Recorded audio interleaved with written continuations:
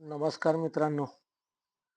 4 महिन्यापेक्षा जास्त काळ होऊन सुद्धाही आमच्या गोंदिया आणि भंडारा जिल्ह्यातील शेतकऱ्यांच्या धानाचे अजूनपर्यंत चुकारे मिळाले नाही. खरंच येथील शेतकऱ्यांना मानावे लागेल.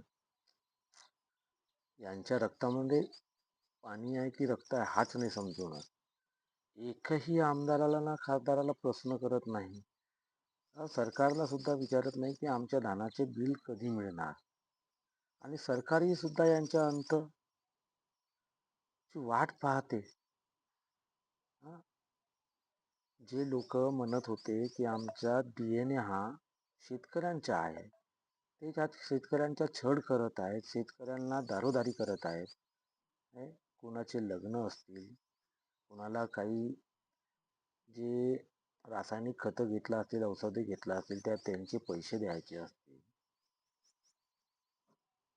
तरीही सरकारला लाज नाही वाटत की शेतकऱ्यांचे धानाचे पैसे रोखून त्यांच्यावर हा अत्याचार करत आहे.